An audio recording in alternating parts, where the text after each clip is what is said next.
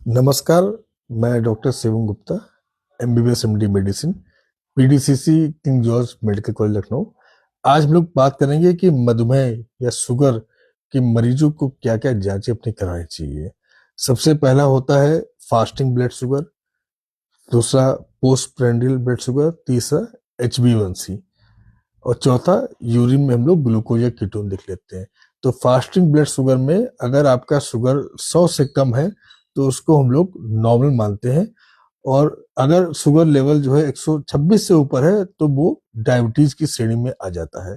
और sugar level अगर 100 से 126 के बीच में है तो ये हमारा बोलते हैं इम्पेयर ग्लूकोज टॉलरेंस, मतलब प्री डायबिटीज की रेंज में हम लोग फास्टिंग देखकर अनुभव लगा सकते हैं।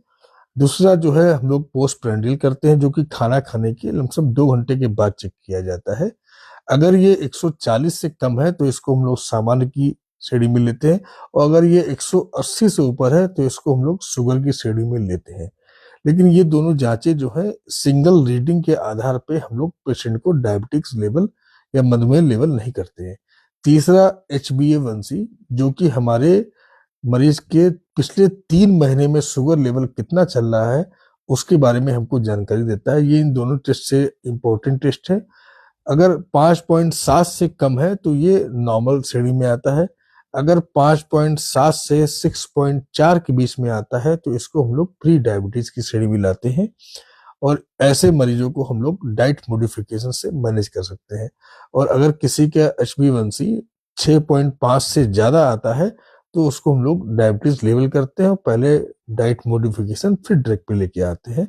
और चौथी जांच होती है यूरिन फॉर कीटोन, या यूरिन में पेशाब में हम लोग ग्लूकोज की मात्रा देखते हैं।